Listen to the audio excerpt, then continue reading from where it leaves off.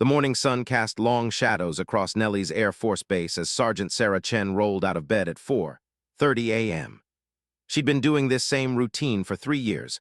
Wake up before dawn, shower in the cramped barracks bathroom, put on her flight suit, and head to the flight line before most of the base was awake. But nothing prepared her for the kind of day this was going to be. Sarah was an ammunition and explosives technician. That meant she loaded missiles, bombs, and ammunition onto F-35 fighter jets. It was dangerous work. It required precision, intelligence, and nerves of steel. It was also a job that most of her colleagues treated like she was invisible. "Hey, load girl, you got those missiles ready or what?" That was Master Sergeant Derek Hollins, the crew chief for one of the squadrons. He said it without looking at her, didn't wait for an answer, just barked the order like he was speaking to a piece of equipment instead of a person. Sarah didn't respond. She never did. She just nodded and got back to work.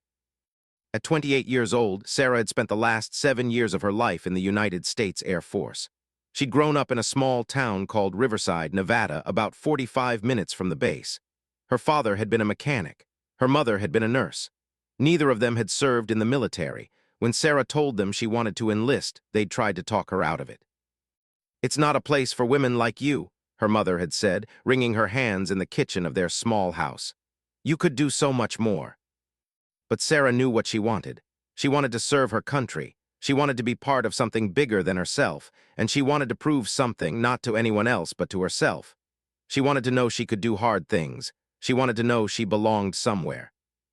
The first few years in the Air Force had been exactly what she'd hoped for. She'd gone through training, learned her job, received commendations for her work. But slowly, something had changed. Or maybe it had always been there and she'd just started noticing it more. The looks, the comments that weren't quite jokes but weren't quite serious either. The way the pilots never made eye contact with her, even though they trusted her with their lives every single day. The way the other men in her unit seemed to have an invisible club that she would never be part of, no matter how well she did her job. Sarah loaded the first 2 missiles onto the F-35 with practiced efficiency. Each one was heavy, expensive, and deadly. Each one had to be positioned with absolute precision. One wrong move, one miscalculation, and people could die. This was not a job for someone who wasn't paying attention. This was not a job for someone who was just going through the motions. "You ever think about doing real work?" That was Captain Tom Brady. Yes, his name really was Tom Brady, and he hated the constant jokes about it. He was walking past her with his flight suit already on, helmet under his arm. He said it casually, like he was just making conversation, but Sarah knew better. She knew what he meant. Loading missiles wasn't real work to him. Flying the jets was real work. Pushing the button was real work. Preparing the weapon was beneath notice. Sarah didn't look up. She just kept working. She'd learned a long time ago that responding only made things worse. So she said nothing. She let his words pass over her like the hot desert wind that blew across the base. By 7:00 a.m., she'd completed the pre-flight checks on 4 F-35's. Each jet was going to carry air-to-air missiles, air-to-ground missiles, and ammunition for the internal gun. Each jet was going to fly a training mission over the Nevada desert. And each jet had been prepared by Sarah's hands, guided by her expertise and armed by her judgment. She sat in the small break room on the flight line, drinking black coffee from a chipped mug, and read the message on her phone from her mother. "Honey, your father and I miss you. When are you coming home for a visit? Your brother is getting married next month. We'd love for you to be here." Sarah knew her family loved her. She knew they were proud of her in their way, but they'd never really understood why she did this. Why she chose to spend her days around people who didn't respect her. Why she stayed in a place where she felt, more often than not, like she didn't belong. The truth was, she didn't have a good answer for them. She just knew that quitting would mean admitting that they'd been right. It would mean admitting that a place like the United States Air Force wasn't really for someone like her. And Sarah had never been very good at admitting defeat. Around noon, Colonel James Harrison came walking down the flight line. He was the squadron commander, and he had a reputation for being fair and no-nonsense. He didn't treat the support personnel like they were invisible, but he also didn't go out of his way to be friendly. He just did his job and expected everyone else to do the same. "Sergeant Chen," he said, stopping beside her as she was finishing the armament on the last jet. "Good work out here. We're heading on a longer mission this afternoon. I need everything combat ready." "Yes, sir," Sarah said. All 4 jets are ready, all systems checked twice. Colonel Harrison nodded. He looked at her for just a moment longer than usual. You've been with us for 3 years now, right? Yes, sir, 3 years this September. Good record, I've read your evaluations, stellar work. He paused. You ever think about moving up, more responsibility? I've thought about it, sir, Sarah said carefully, but there aren't many positions available in my field. No, Colonel Harrison agreed. But there might be. Let me look into some options. You're too good at what you do to stay right where you are. After he left, Sarah stood there for a long moment, holding her tools, thinking about what he'd said. Moving up. More responsibility. It sounded like a good thing. It sounded like recognition. But it also sounded like the weight of all those eyes that didn't respect her, all those people who thought she was just a load girl, was about to get heavier. She finished her work and clocked out at 1:30 p.m. She had the rest of the day off, and she decided to drive into Riverside, back to her family's house. She needed to remember why she was doing this. She needed to remember that there was more to her life than loading missiles and absorbing insults. The drive took her through the desert, past the empty stretches of Nevada landscape that she'd fallen in love with when she first arrived at Nellie's. There was something honest about the desert. It didn't pretend to be anything it wasn't. It was harsh and beautiful and indifferent to human concerns. Sarah understood that. When she got to her parents' house, her mother was in the kitchen making dumplings from scratch, the way she always did. Her father was in the garage, working on an old truck that he'd been trying to restore for the better part of a decade. Everything was exactly as it had always been, and somehow that made Sarah feel even more alone. She didn't tell them about Colonel Harrison's offer. She didn't tell them about Captain Brady's comment that morning. She just helped her mother fold dumplings and listened to her father talk about the truck, and she thought about the missiles she'd loaded that day. She thought about the pilots who were flying those jets right now, at that very moment, trusting her with their lives. That night, she drove back to the base and went to bed in her small room in the barracks. She set her alarm for 4:30 a.m. and tried to sleep. And as she lay in the darkness, waiting for sleep to come, she wondered if there would ever be a moment when she would stop feeling like the invisible woman on the flight line.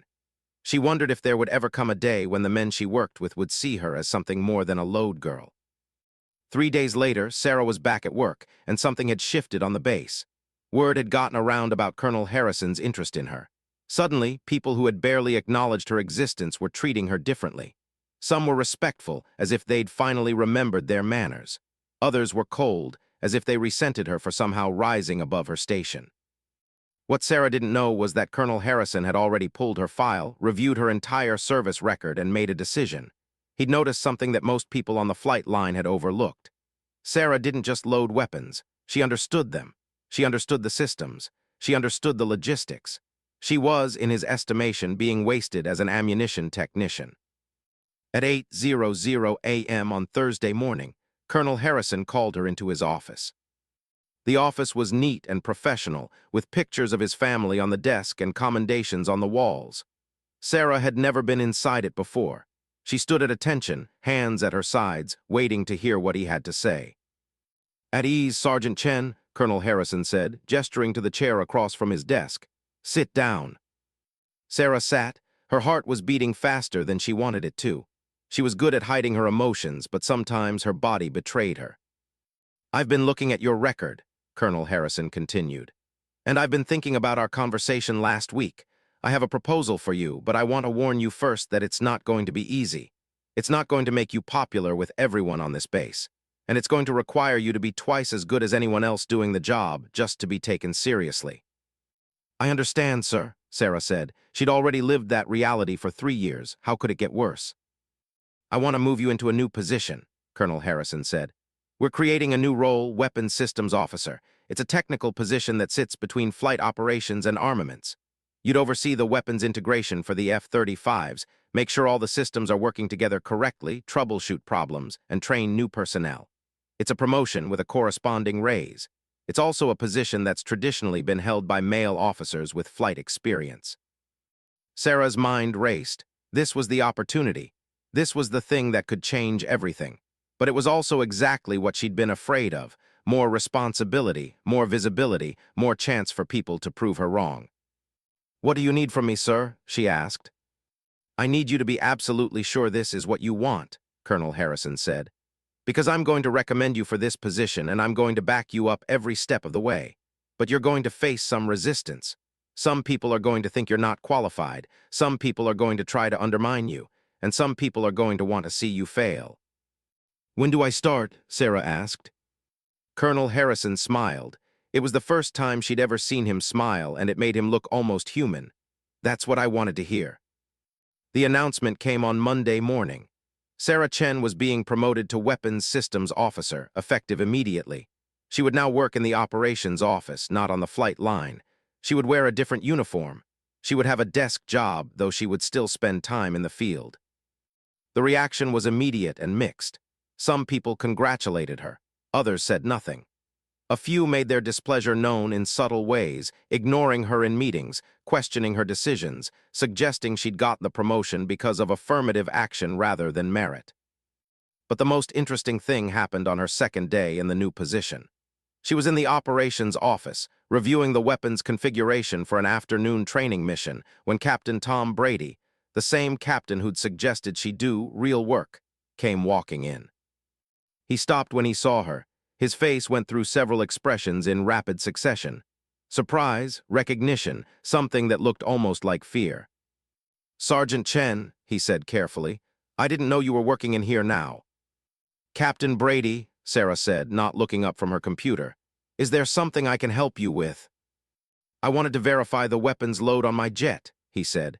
He came over to her desk, and Sarah noticed that he was holding his flight suit in his hands, not wearing it yet. "Alpha 17, I'm flying lead on this afternoon's mission." Sarah pulled up the records on her screen. "Alpha 17, she said. 2 AIM-120 air-to-air missiles, 4 AMRAAM missiles, 1 25mm internal gun, fully loaded, all systems checked and ready, loaded by—" She trailed off. She could see it in the file. She could see the name of the person who'd loaded the missiles. The person whose hands had armed the jet that Tom Brady was about to fly. "By who?" Tom Brady asked. Sarah looked up at him. She could see the question in his eyes. He was trying to remember. He was trying to place the name. And then she saw the moment of realization wash over his face. "That would be me," Sarah said quietly, "when I was still on the flight line about 2 weeks ago." Tom Brady's face had gone pale, not pale like he was sick, pale like he'd just realized something that fundamentally changed how he understood the world.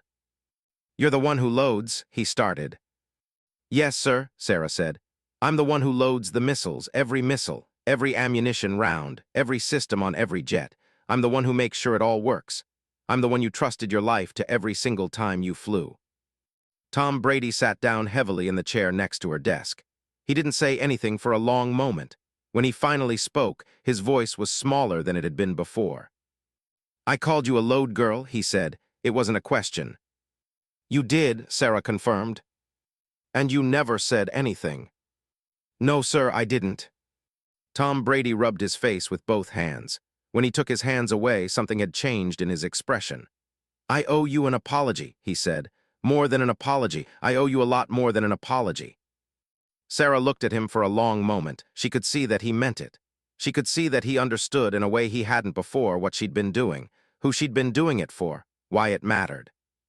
"You don't owe me anything, Captain," Sarah said. "You just owe it to yourself to treat the next load girl the way you should have treated me." Over the next few days, Sarah noticed that something had shifted.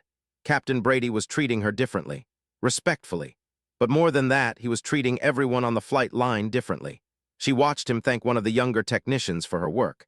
She watched him ask another one about her family. She watched him slowly become someone who saw the people around him as actual human beings.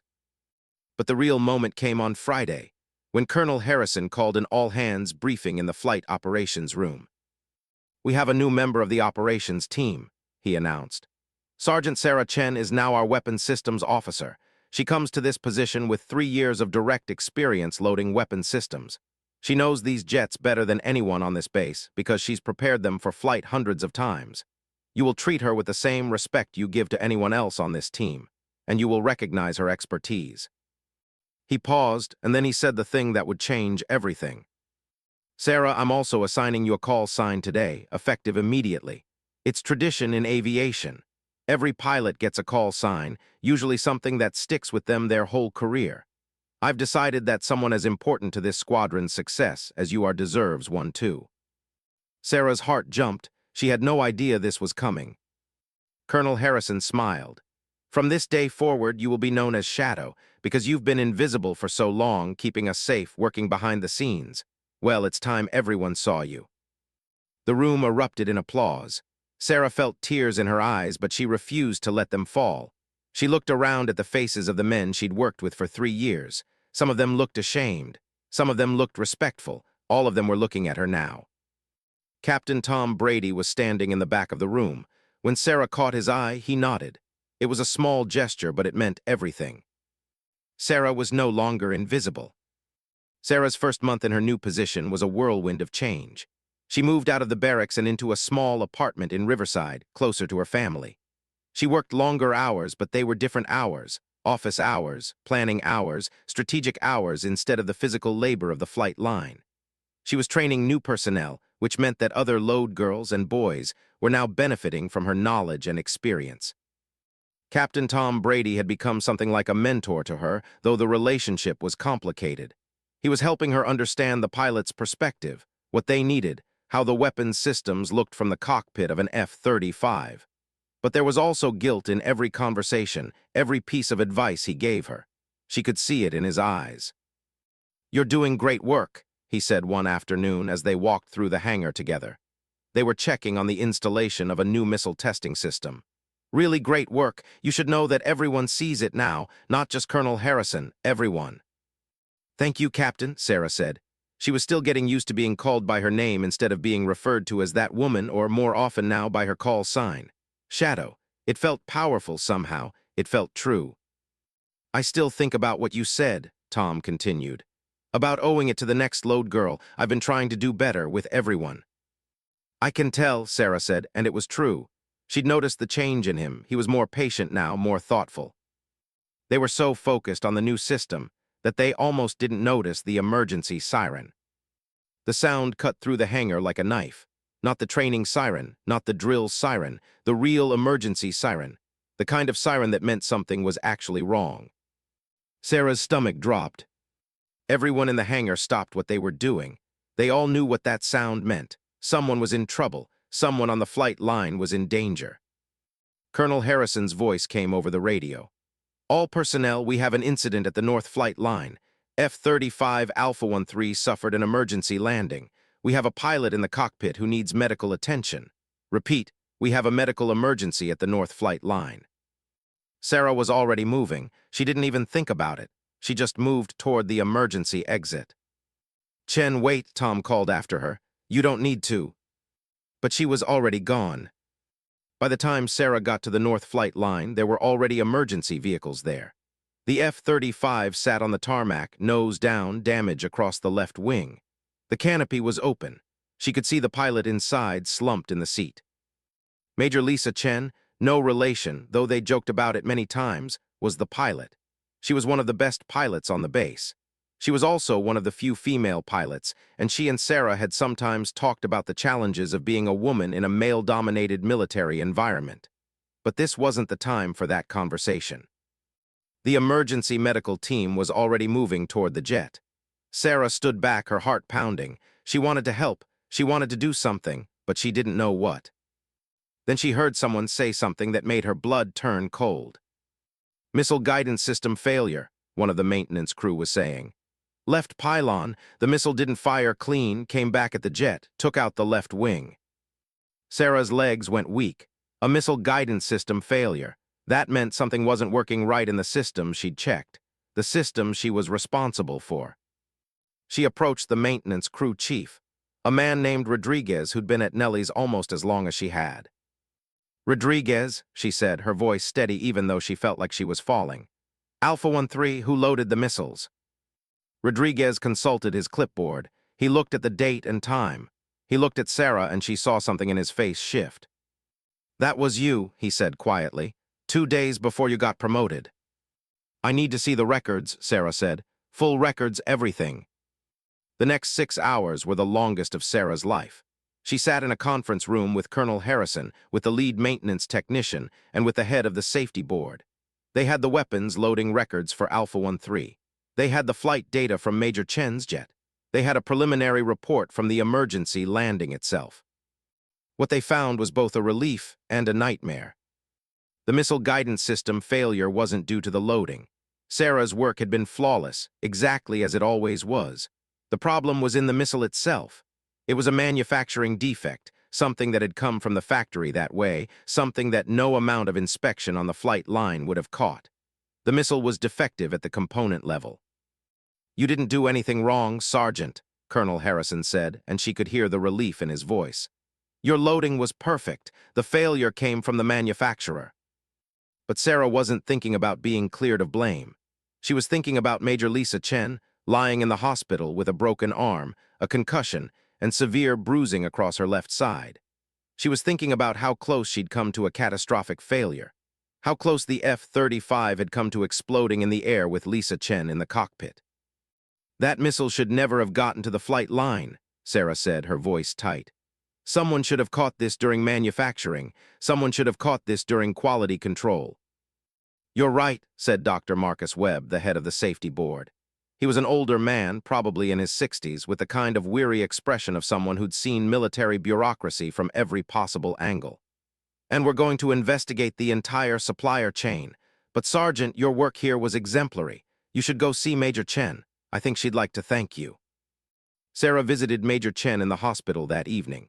The pilot was lying in bed, her left arm in a sling, ice packs on her shoulder and ribs. But her eyes were clear, and when she saw Sarah, she smiled. "Shadow," she said, using Sarah's call sign. "They told me you loaded my jet. They told me your work was perfect." "I'm so sorry," Sarah started, but Lisa held up her right hand to stop her. "Don't apologize for something you didn't do wrong," Major Chen said.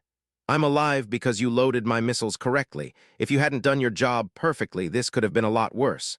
You saved my life." "A defective missile saved your life," Sarah said, and she heard the anger in her own voice.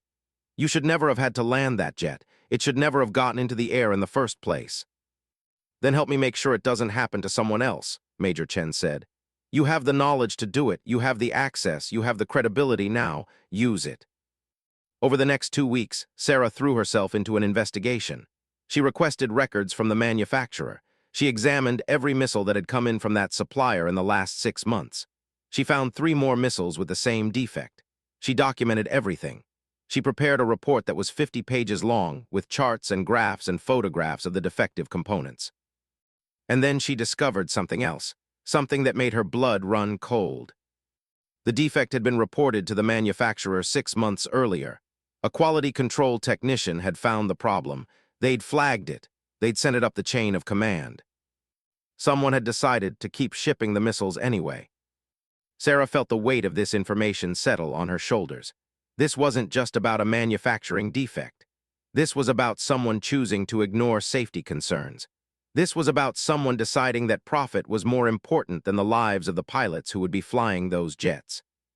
She went to Colonel Harrison with her findings. She laid out the evidence. She showed him the paperwork that proved the manufacturer had known about the defect.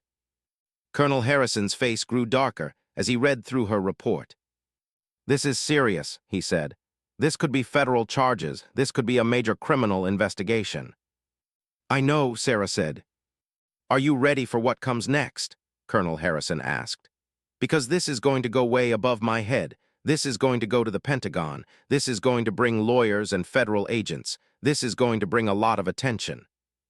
Sarah thought about Major Lisa Chen in the hospital. She thought about what could have happened if the pilot had been any younger, any less experienced, any less able to handle an emergency landing. "I'm ready," Sarah said. She had no idea that she was about to become the most famous person at Nellie's Air Force Base. She had no idea that her investigation was going to expose a scandal that reached all the way to Congress. And she had no idea that there were people who would do almost anything to keep her quiet. 3 days after Sarah submitted her report to Colonel Harrison, 2 federal agents showed up at Nellie's Air Force Base. Their names were Special Agent Margaret Torres and Special Agent David Kim. They worked for the Federal Bureau of Investigation, and they had a warrant to seize all of the weapons supplier records that Sarah had compiled. Sarah met with them in a small office away from the main operations area. She brought coffee. She brought copies of her report. She brought her documentation. Agent Torres was a woman in her 50s, with sharp eyes and a no-nonsense demeanor that reminded Sarah of herself. Agent Kim was younger, probably only a few years older than Sarah, and he took notes while Torres asked questions. "Walk us through your discovery process," Torres said, pulling out a notebook that was already filled with handwriting from previous cases. Sarah did. She explained how she'd noticed the missile failure, how she'd investigated it, how she'd found the defect, how she discovered that the manufacturer had known about it. "You did this on your own initiative?" Torres asked. "Yes," Sarah said. "I wanted to know if I'd done something wrong, and then I wanted to make sure it didn't happen again." Torres and Kim exchanged a look. Some kind of signal passed between them. "Sergeant Chen," Torres said, "I need to tell you something. What you've uncovered is bigger than just this one defect. We've been investigating Mercer Defense Systems for the past 18 months. We have reason to believe they've been systematically covering up quality control failures across multiple product lines, not just missiles. We have reason to believe they've been shipping defective equipment to military bases across the country." Sarah felt the room tilt. This wasn't just about the one incident. This wasn't just about the one missile that had come back at Major Chen's jet. "How many people could have been hurt?" Sarah asked. "We don't know yet," Kim said quietly. "But we know of at least 3 other incidents at 3 other bases involving defective Mercer equipment. We don't know if those incidents resulted from the same defects or from other problems." "And nobody caught it?" Sarah asked. "Nobody in quality control caught it?" "They did," Torres said. "That's the thing. Multiple people at the manufacturer flagged these issues. And someone, we still don't know exactly who, but we're working on it, someone made the decision to bury the reports and keep shipping the equipment anyway." Torres leaned forward. "Your report is the first time we've had this kind of clear documentation coming from the user side, the military side. That changes things. That gives us leverage." "What do you need from me?" Sarah asked. "Your testimony," Torres said. "Everything you found, everything you know about the investigation, all of it. We're going to need you as a witness. We're going to need you to be willing to talk to people. Lawyers, probably, maybe Congress."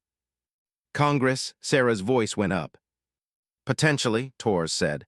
"This could go to oversight committees if it goes the way we think it might. Are you willing to do that?" Sarah thought about Major Lisa Chen. She thought about all the other pilots who might have been flying jets with defective equipment. She thought about how close any of them might have come to a disaster. "Yes," she said, "I'm willing." The investigation accelerated after that. Federal agents came to the base daily. They interviewed everyone who had handled the suspicious missiles. They examined maintenance records. They looked at communication logs between Mercer Defense Systems and the Air Force Procurement Office. And slowly, a picture began to emerge.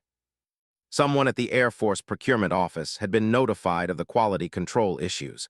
Someone had made a decision to ignore them. And based on the documentation that the agents uncovered, it looked like that someone had been getting payments from a middleman connected to Mercer Defense Systems. In other words, someone had been bribed to ignore safety problems. Sarah watched as this information came to light. She watched as federal agents began to look at specific people in the Air Force Procurement Office. She watched as tensions on the base began to rise. And she watched as people started to treat her differently again. Some people were grateful. Colonel Harrison publicly thanked her for her diligence. Major Chen sent her a letter from the hospital thanking her for potentially saving other pilots' lives. The other weapons technicians, the load girls and load boys, seemed to view her as a hero, someone who'd spoken up when it would have been easier to stay silent. But others saw her as a problem, a threat, someone who was bringing unwanted attention to the base, to the military, to the defense contracting industry. She noticed it in small ways at first, the way some pilots stopped making eye contact with her, the way some of the older officers seemed to go out of their way to avoid her, the way conversations stopped when she walked into a room. Then it got more direct. She found a note on her car windshield. "You should have stayed on the flight line. Nobody likes a rat." She received a phone call at 3 in the morning from an unknown number. There were no words, just breathing, and then silence. A supervisor suggested, very gently, very carefully, that maybe she should consider transferring to another base. 2 weeks into the investigation, Sarah was leaving the base at the end of a shift when she noticed a truck following her. It kept a careful distance, but it was definitely following her. She'd been in the military long enough to recognize someone who was trying to be subtle about surveillance. She drove to the police station in Riverside instead of going home. She reported it. The police said they'd look into it, but they couldn't do much without a license plate or a clear threat. That night, she called her mother. "Sweetheart, come home," her mother said immediately. "Come stay with us for a few days, just until this is over." Sarah wanted to. She wanted to hide in her childhood bedroom and pretend that this wasn't happening. But she knew that running wouldn't help. She knew that if she left now, it might be seen as a sign that the pressure was working. It might be seen as a victory for the people who wanted her to disappear. "I'm going to stay," she told her mother. "But I love you, and I'm sorry for worrying you." The next morning, she went to see Special Agent Torres. "I need to know what's happening," Sarah said. "I need to know what you found. I need to know who we're looking at." Torres studied her for a long moment. Then she pulled out a folder. "We've identified the person at the procurement office," Torres said.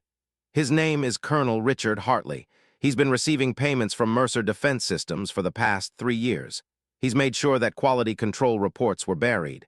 He's made sure that defective equipment kept getting shipped." Sarah felt something cold settle in her chest. She knew Colonel Hartley. She'd seen him on the base. He was a high-ranking officer, someone with a lot of influence. "What happens now?" Sarah asked. "We arrest him," Torres said. "We charge him with fraud, bribery, and conspiracy. We build a case that goes to the Department of Justice, and you're going to be a key witness." "When?" "Soon," Torres said. "Within the week. We're coordinating with the Department of Defense and with the FBI field office in Las Vegas. We want to make sure we have everything locked down before we move." Sarah left the meeting in a daze. Within the week, this would all become public. Within the week, everyone would know what she'd done. Everyone would know that she'd helped bring down a high-ranking officer. She wondered what would happen after that. She wondered if she'd ever be able to go back to her normal life. She wondered if people would ever see her as just Sarah Chen again, or if she'd always be the woman who'd brought down Colonel Hartley. That night, she couldn't sleep.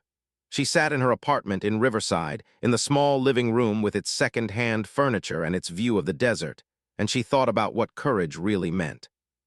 She'd thought it meant loading missiles without being afraid. She'd thought it meant staying in a job where people didn't respect her. She'd thought it meant earning her call sign and her promotion. But what it really meant, she understood now, was being willing to lose everything because it was the right thing to do. At 2:00 a.m., she received a text message from an unknown number. "Last chance to back out. Walk away and we'll forget this ever happened. Stay silent and maybe nothing bad happens to you." Sarah looked at the message for a long time. Then she called Special Agent Torres. "I got a threatening message," she said. "I think you need to know about it." The arrest happened 3 days later in the morning, before most of the base was awake. Colonel Richard Hartley was taken into federal custody on charges of fraud and bribery. By noon, the story had leaked to the media. By evening, it was the lead story on every military news outlet. Sarah Chen, Weapons Systems Officer, had exposed a corruption scandal that reached into the highest levels of military procurement. She'd uncovered evidence of bribes, cover-ups, and the systematic cover-up of safety defects that could have killed American pilots. She was being called a hero by some, a traitor by others, and she was about to find out which side would win out. The congressional testimony happened in Washington, D.C. Sarah had never been to the Capitol before. She'd grown up in Nevada, spent most of her adult life at Nellis Air Force Base, and now she found herself walking into a federal building with marble floors and people in expensive suits. Special Agent Torres had prepared her for it. They'd done mock questioning, practiced her answers, gone over the evidence again and again. But nothing could really prepare her for the moment when she sat down at the table and looked up at the members of Congress who were waiting to hear her story. There were 6 of them on the committee, 3 men, 3 women. The chairman was a senator named Patricia Williams, a woman in her 60s with gray hair and an intense gaze. To her right was a congressman named Michael Torres, no relation to the FBI agent, though Torres made the connection and smiled a little bit about it. "Sergeant Sarah Chen," Chairman Williams said, "thank you for agreeing to testify today. Your cooperation with the federal investigation has been invaluable. I want you to know before we begin that you're protected under federal law. No one can retaliate against you for telling the truth here. Understand. I understand, Chairwoman, Sarah said. For the next 3 hours, she told her story. She explained how she'd noticed the defect. She explained her investigation. She explained what she'd discovered about the cover-up. She answered questions from every member of the committee. Some of the questions were gentle. Some were aggressive, clearly designed to poke holes in her testimony, but Sarah was prepared for all of it. She told the truth, and she told it clearly. When it was over, she sat back in her chair and realized her hands were shaking. She'd done it. She'd told the whole story in public on record. Congressman Torres, the one on the committee, leaned forward and spoke directly to her, not into the microphone, just to her. "Thank you," he said simply. "What you did took courage. What you're continuing to do takes courage. Don't let anyone tell you different." After the hearing, Sarah was surrounded by reporters. They wanted to know everything. They wanted quotes. They wanted to talk about her background, her decision to join the Air Force, her experience as a female soldier in a male-dominated field. She gave brief interviews. She was polite. She didn't say anything inflammatory or dramatic. She just stated the facts. And then she asked to be left alone. She wanted to go home. She wanted to see her family. She wanted to be somewhere that felt safe. The journey back to Nevada took the whole day. She rented a car at the airport and drove straight to her parents' house in Riverside. Her mother was waiting on the porch. Her father was working in the garage. Everything was exactly as it had been. Her mother pulled her into a tight hug. "We watched the hearing," she said. "We watched you. We're so proud of you." "I'm exhausted," Sarah said. "I know, baby," her mother said. "Come inside, let's make dumplings." They spent the afternoon together, her mother and her father and Sarah, folding dumplings and cooking soup and being a family. And for the first time in weeks, Sarah felt like she could breathe. But the news was waiting for her outside of that safe space. Colonel Richard Hartley had been formally charged. Mercer Defense Systems had announced a voluntary recall of the defective missiles. The Department of Defense had launched a review of all military equipment suppliers. There would be investigations, reforms, changes to how the military handled quality control and reporting. And Sarah was at the center of it all. When she returned to Nellis Air Force Base 2 days later, she found that everything had changed. There were security protocols in place to keep reporters away. There were guards at the gate who checked her ID carefully, even though they knew exactly who she was. Colonel Harrison called her into his office immediately. "Welcome back," he said. "How was Washington?" "Intense," Sarah said. "Your testimony made a difference," Colonel Harrison told her. "The committee is recommending major reforms to the procurement process. Congress is going to pass new legislation. Mercer Defense Systems is facing criminal charges, and they are talking about massive fines and potentially losing their government contracts. You did that." "I just told the truth," Sarah said. "Yes, you did," Colonel Harrison agreed. "And that took bravery, I want you to know that." Over the next few days, Sarah noticed something. The treatment from other personnel had changed again, but this time it was different. This time, it wasn't about curiosity or skepticism. This time, people genuinely seemed to respect her. Captain Tom Brady stopped by her office to shake her hand. The weapons technicians on the flight line asked for her autograph, half joking but half serious. Pilots who'd never acknowledged her existence before asked her questions about safety procedures and systems checks. And one day, a new female recruit came to the base, assigned to the weapons loading team. Sarah watched her on the first day, the way the older men talked to her, the tone of voice they used, the way they smiled at her or didn't. On her lunch break, Sarah went out to the flight line and found the recruit, a young woman named Jessica Martinez, probably 22 years old, loading missiles on her first solo assignment. "You're doing great work," Sarah said. Jessica looked up surprised. "Thank you," she said. "Everyone's been really nice to me, actually. This is a good squad." Sarah knew that part of that was because of who she was. Part of it was because people were afraid of how they'd treated her. Part of it was because Mercer Defense Systems had become a scandal, and everyone on the base was being very careful about following the rules and treating everyone fairly. But that was okay. If her fighting had made things better for the next generation of women in the military, then it was worth it. That evening, Sarah sat in her apartment and watched the news. Colonel Hartley was heading to trial. Mercer Defense Systems was filing for bankruptcy. The Department of Defense was announcing new oversight procedures. And in the middle of all of it, there was talk of Sarah Chen's bravery, her diligence, her sacrifice. She didn't feel brave. She felt tired. She felt like she'd done what she had to do, and now she just wanted her life to go back to normal. But she also knew that her life would never be completely normal again. She was no longer invisible. She was no longer the load girl who nobody respected. She was Shadow. She was the woman who'd taken down a corruption scandal. She was the woman who'd chosen to speak the truth even when it would have been easier to stay silent. And one day she would be gone from the Air Force. She would be back in Riverside, probably working as a civilian contractor in some capacity. She would have a family, maybe.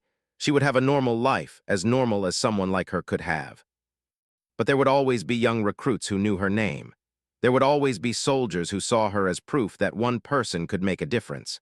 There would always be people who said, "That's Sarah Chen. That's the woman who exposed the Mercer scandal. That's Shadow." 3 weeks after the hearings, Sarah got a visitor at the base. It was Major Lisa Chen, the pilot whose jet had been damaged by the defective missile. Her arm was still in a sling, but she was cleared to return to light duty. "I wanted to thank you in person," Lisa said. They were sitting in Sarah's office, the door closed, just the two of them. "Not just for investigating the defect, but for taking the next step, for not letting it go away quietly, for making sure people knew what happened." "Are you going to fly again?" Sarah asked. "Yes," Lisa said. "My arm will be healed in a few weeks, and I'll be back in the cockpit as soon as I am. That's what I do. That's who I am." "I understand," Sarah said. "Do you?" Lisa asked gently. "Because you could have walked away. You could have taken the promotion and done your job and never gone further. Nobody would have blamed you, but you didn't. You kept going. You kept fighting." "Someone had to," Sarah said, "and nobody else was going to do it." "That's the thing about being brave," Lisa said. "It's not about not being afraid. It's about doing what needs to be done even when you are afraid. You did that." After Lisa left, Sarah sat in her office for a long time. She looked at the diplomas on the wall, her high school graduation, her military training certificates, her promotion documents. She looked at the picture of her family that she kept on her desk. She looked at the window, out over the desert, at the vast, empty landscape that had become her home. She thought about that first day, loading missiles, being called Load Girl, being invisible. She thought about how small she'd felt, how unimportant, how easily dismissed. And then she thought about what had changed. Not because she'd become a different person, but because she'd finally demanded to be seen as the person she actually was. A skilled, intelligent, courageous woman who did important work. A soldier who deserved respect. The phone on her desk rang. It was an unknown number. For a second, Sarah's heart rate jumped. She thought about those threatening messages, that truck following her. But then she answered. It was a producer from a national news network. They wanted to do a profile on her. They wanted to interview her about her experience. They wanted to tell her story to the nation. Sarah almost said no, almost made excuses, almost tried to hide from the spotlight again.